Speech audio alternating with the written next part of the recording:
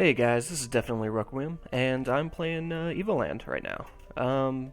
This is a fun little game that I got on Steam for $8.99. It's 10% off. Pretty nice. But yeah, it's kind of an easy game to actually explain, but I'm going to go ahead and let the game do it itself. So let's just go ahead and start. Alrighty. Got the right key, got the left key, got 2D movement. So you could probably guess what this kind of game is once it goes through. But if you're a fan of the RPG genre, then you'll probably be able to tell already. And then smoother scaling, scrolling. But yeah, it's an RPG that is the basically the evolution of RPGs in general, like sort of like a love letter. And then there you go, you got your sword, and you're able to just cut up all these bushes, get them out of the way. But then right there, you automatically get monsters. So, like it says, be careful not to touch them, because if you do, then you get one hit killed, because there is no health in the game yet.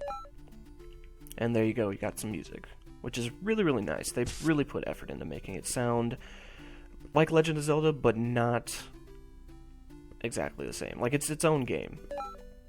And then here you go, you got save points finally. And it's awesome that the game actually just saves automatically. You don't have to do anything special. Don't have to pick a save file or anything like that. And then right here you can tell that you get collectibles. Like there's stars. And then there's this right here called these cards that you can get to play a game called Double Twin. I haven't exactly played it, but I've seen it, and it looks like it's a bit of a game similar to the card games in Final Fantasy 8 and 9, which is really cool. And so there you go, you finally got color, which is always fun. You come up here, kill these monsters, and remember to be careful not to touch them. And then there's this stone here. I've played through the opening intro a few times now to get this recording just right, and I still have no idea what to do with those. Oh, bat. Almost died. Gotta be careful. And then there's another game. Another save. Alright, so what's this? Oh yeah, this is the intro. So I'm gonna go ahead and just let this play through.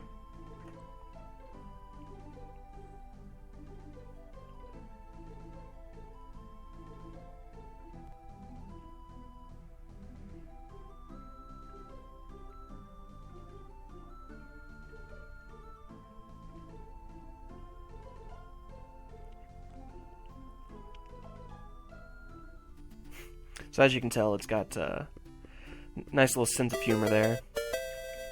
It's definitely its own game, but a little tongue-in-cheek humor is good fun all around. So I'll just say that so I don't actually have to watch the intro again. As much as I like it. Awesome. And then we got better display. So the game runs a little better, in my opinion, and it looks a little better too.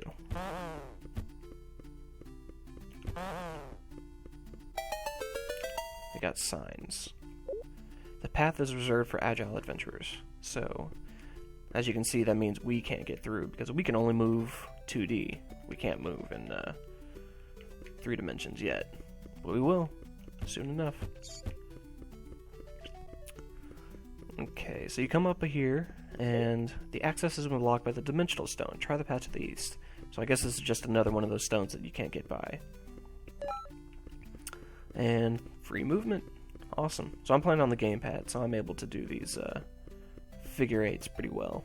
But yeah, follow along the path, and as you can see, now we can get through these rocks. So go ahead and save my game. And then come up here. Oh, cool, got my inventory.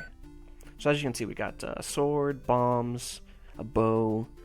And top left, we've got stars, cards, and then that little golden coin right there is my money. I don't have any money yet, but I will soon. So let's see here. Got to kill these guys, and they're just like any monster you've seen in Legend of Zelda, where you have to anger them or wake them up to get by them. So they're a little tougher than everything else you've fought. But I'll be honest, I think the bats are a little harder. So come up here. And boom, got the overworld. And then turn-based fighting. Awesome.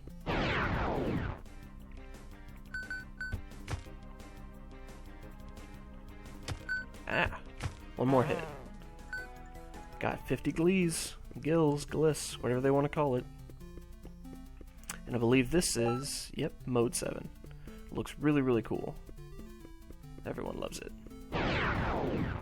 It's used a lot in games like Chrono Trigger, which I really liked. Chrono Trigger is one of my favorite games. I actually had the Final Fantasy Anthology that came with Final Fantasy IV, which is supposed to be the hard version of Final Fantasy II, which is pretty interesting. I tried to beat that, and God, it is actually hard, even with the strategy guide. But yeah, so we got these guys again, and like it said before, you have to kill the monsters to move forward. So I'm just gonna go ahead and wake them all up. Stab them in the back.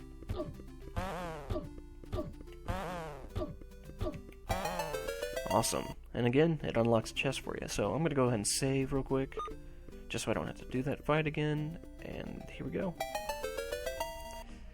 Got Village, the Papunica Village, which is definitely a reference to Kakariko Village, I would think. It just sounds way too similar.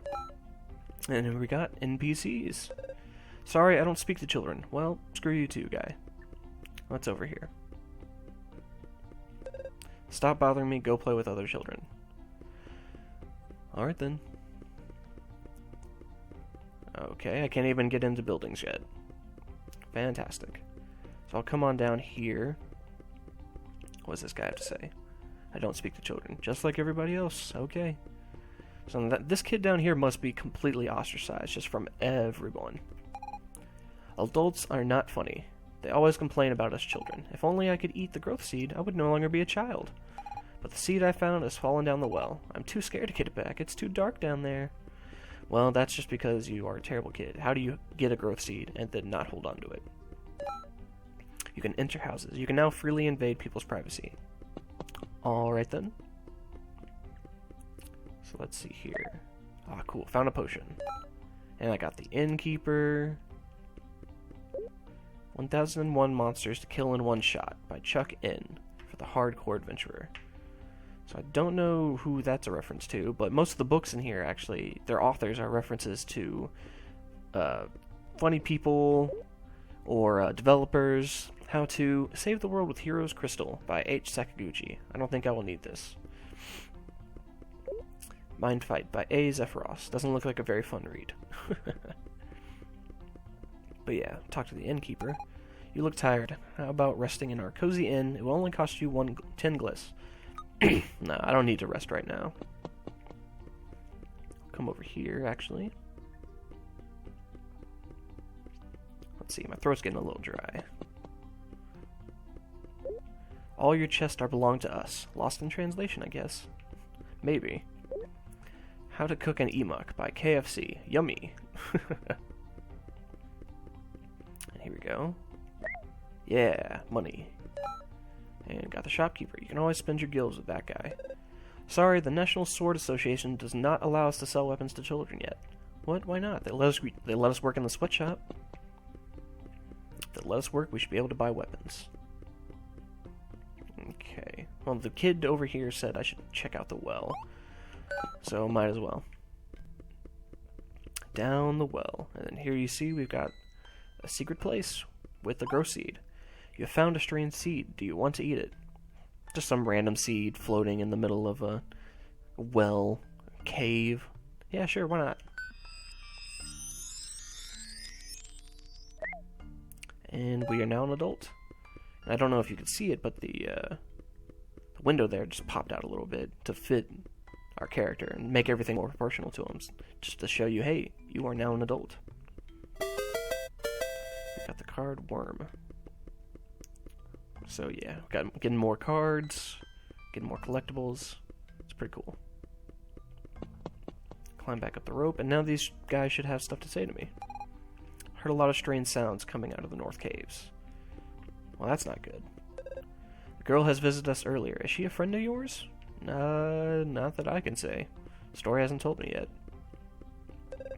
Welcome to the Pakmunika village. Please enjoy your stay with us. You got it.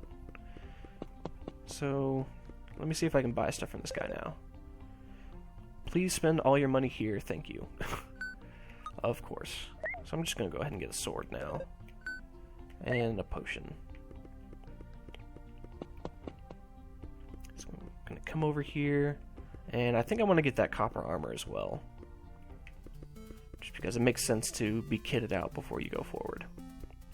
So I'm gonna need some more money. As you can see, I'm hitting them more than twice as hard now, which is great.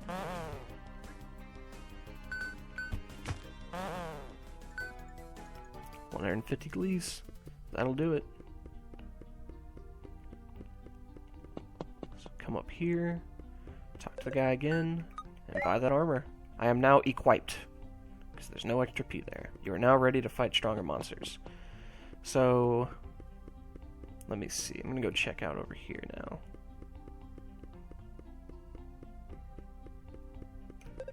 Be careful of the monsters on your way to the caves. Will do.